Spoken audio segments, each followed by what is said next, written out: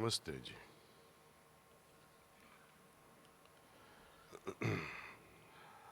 I'm sure you all have received this message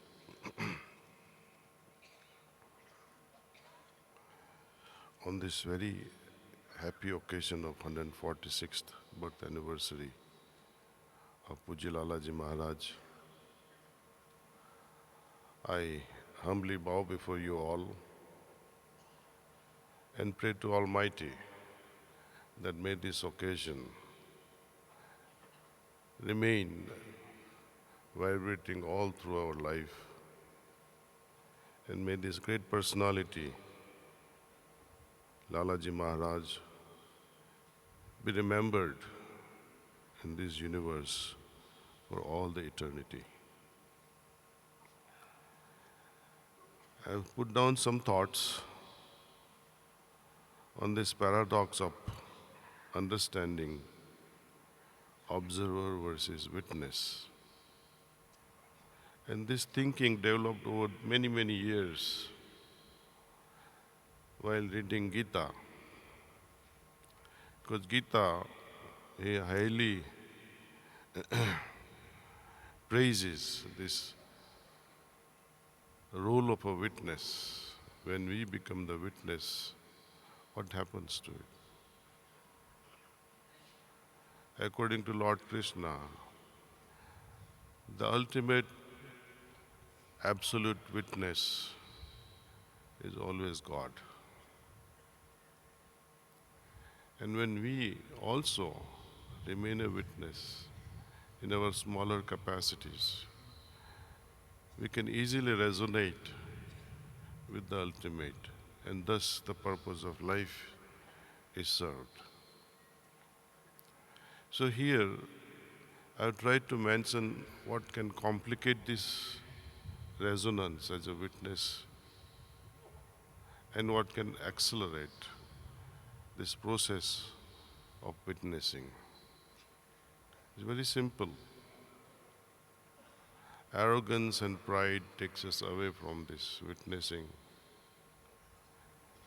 surrendering, accepting with all that we can, developing extreme humility paves the way for this witnessing now, witnessing attitude. I'm more of a searcher for solution. When Lord Krishna says, become a witness, he gives hints, but how to? He says, become sthita pragya, but how to? He says, live like a lotus, which is surrounded in dirty, muddy pond, remaining unaffected by the daily troubles and turbulences. But again, how to? Those answers are not there. How to arrive at those states, only Sahaj Marg can proudly say that we can arrive at such a state only if we practice. Practice with love and dedication, and slowly sublimating our ego. Often people think that the masters have put us on a certain position as far as spiritual yatra is concerned, and that I cannot fall. Also, there is a fallacy in thinking that once you are initiated to Sahaj Marg Paddhati, one cannot fall. But I have seen hundreds of them falling even after initiation. Very few survive. What about the approach? What do you understand by spiritual approach? It is the sankalpa made by the master prayerfully done so that the abhyasi, by the time he or she breathes last, that person should be able to reach that state of sankalpa. Let us see if Master decides that by the time Mr. ABCD is going to reach the 11th chakra,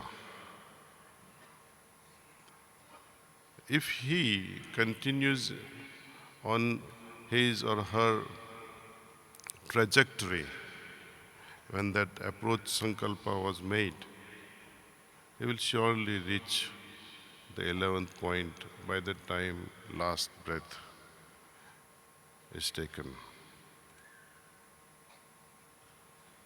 But if we deviate from that condition, the condition that prevailed when the Master himself made the sankalpa,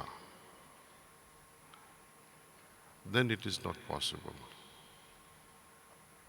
Similarly, the position. We dig our own grave, thinking that this is a sure thing. Initiation means my liberation is granted. No, you are in a state of illusion. In fact, such gifts demands more and more from us. Little devotion will not be good enough. Little devotion that we showered on the path when this approach was granted, it will have to be escalated. Without this escalation in dedication and love, we will form a curvature against which Babuji Maharaj strongly spoke. He says, please don't let curvature be formed in your journey, in your abhyas, in your life. So this message is, if you read carefully, it's hinting towards cultivating this humility within us. When we read 10th maxim carefully, where Babuji Maharaj says, the simplicity is the quintessence of nature. If you have this, you have everything.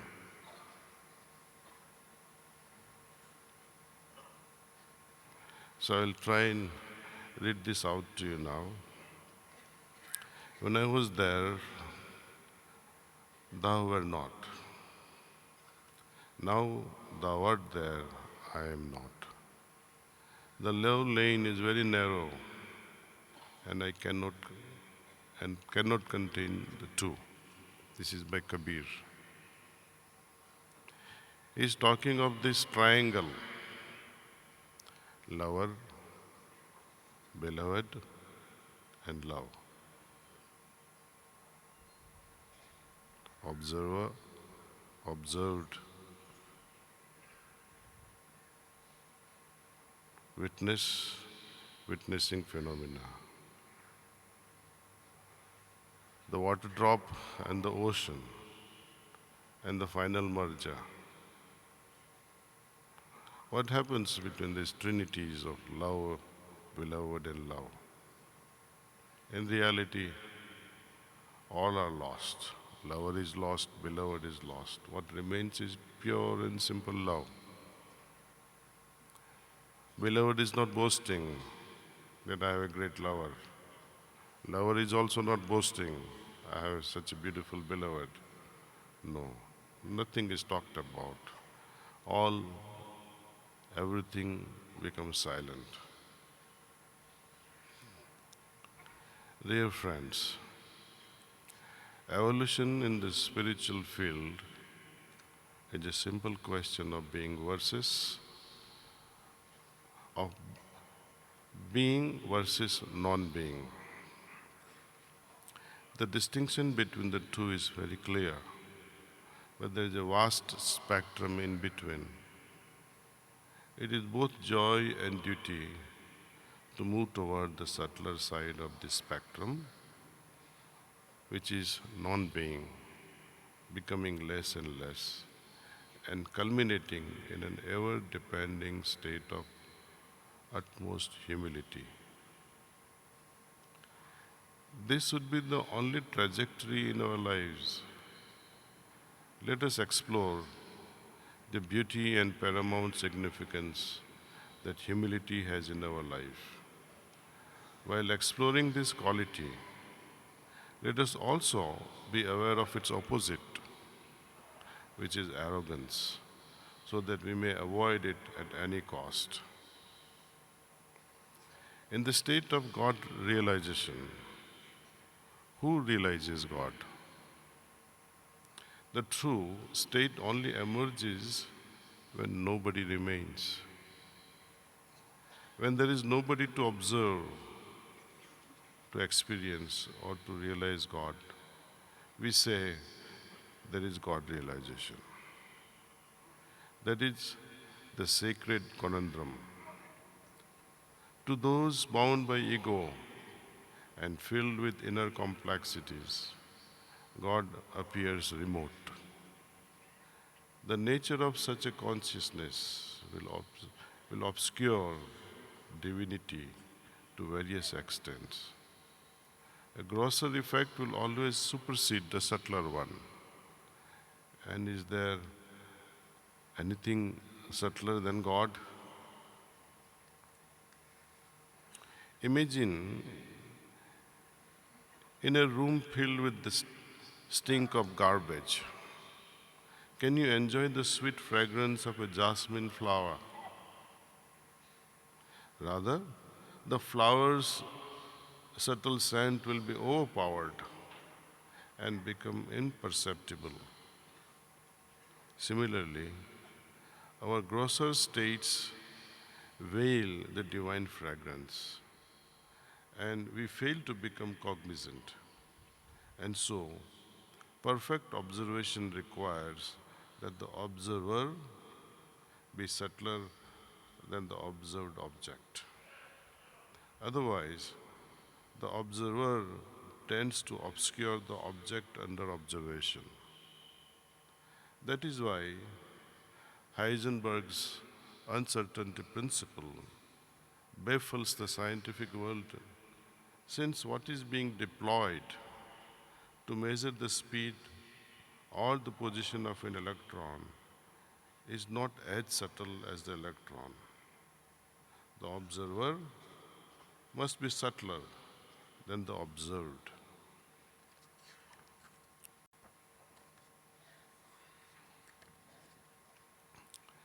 In the field of quantum science, the observer effect is very well known. We can understand it by examining the double slit experiment. What is double slit experiment? First, imagine a wall that has two slits cut into it. Now, imagine shooting a gun at that wall. Some of the bullets hit the wall and ricochet off. Others travel through the slits and hit a second wall that is positioned and just behind the first one.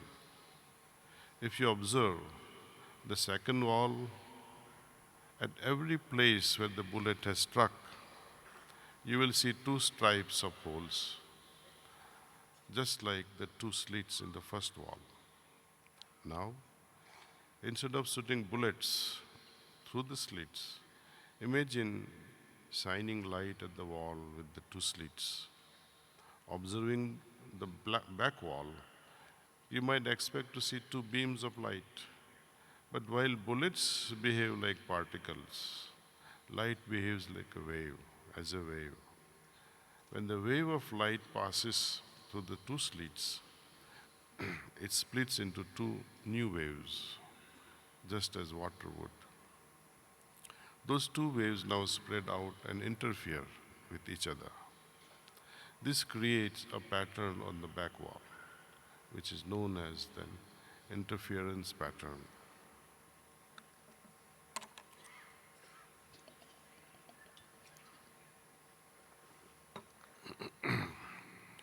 Now, instead of shining a light at the wall with two slits, what happens when we fire electrons at it? Just like light, the electrons produce an interference pattern on the back wall. At this point in the experiment, a team of researchers did something clever. They decided to shoot the electrons individually so as to ensure that they could not interfere with one another. The expectation was that they would now produce a bullet pattern on the back wall instead of an interference pattern. But something surprising occurred. At first, the pattern on the back wall looked like the bullet pattern as expected. However, as they shot more and more electrons, the marks started accumulating, and over time, these accumulated marks started taking the overall shape of an interference pattern, just like the light.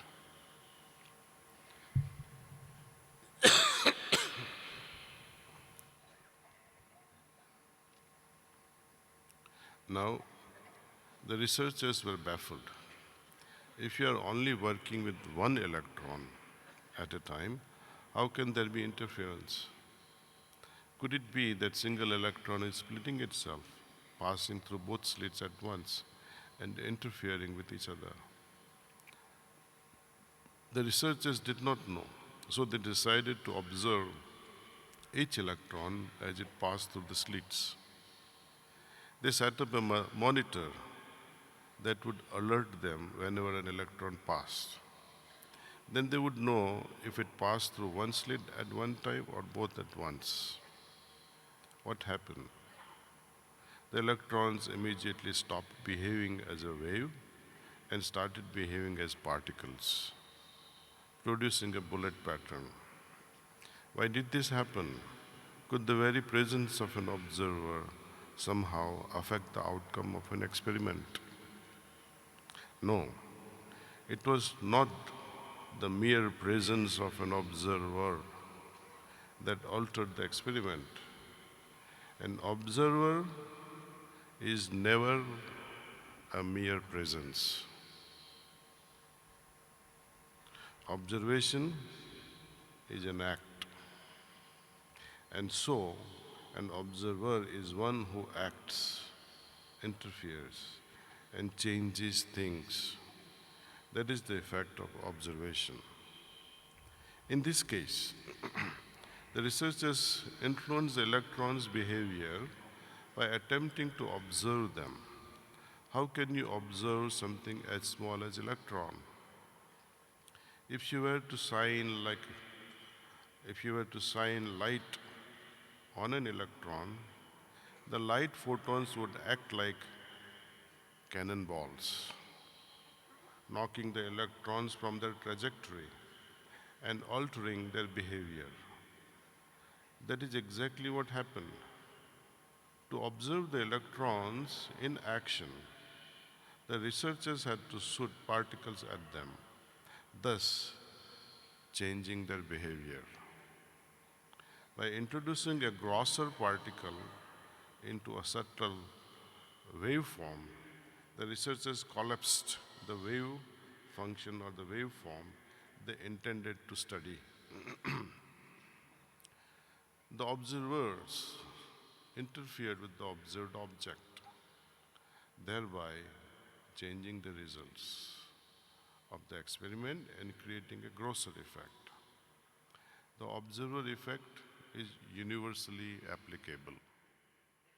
What happens when we notice spiritual work happening within us? Do we simply allow it to happen, or does our observation interfere with it in some way?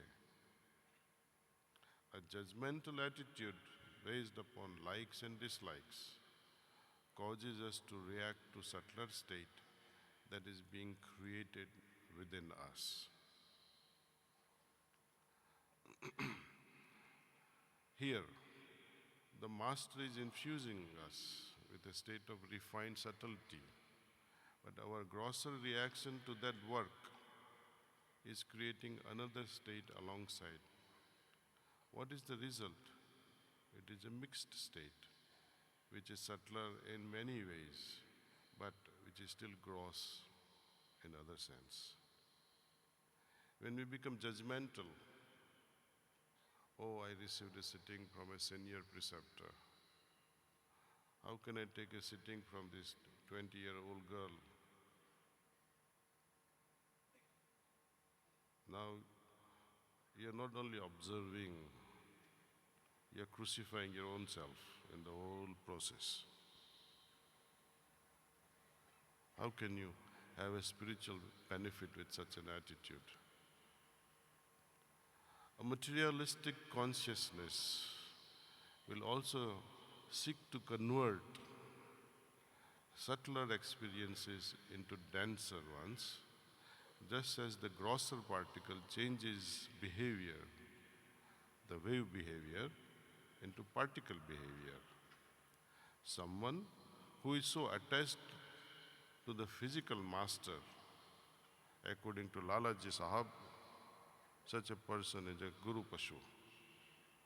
And such individuals only wishes to observe divinity with open eyes, to have physical darshan. This destroys the subtle inner state that has been given, a state so sublime and perfect and pure. Preferring form to formlessness, they are unable to actually benefit from the Guru's physical presence that they enjoy so much. Due to our tendency to interfere with work, Babuji Maharaj liked to work upon abhyasis at night time as they slept. When they were unaware of the work that was taking place, they did not interfere, and the results would tend closer towards perfection.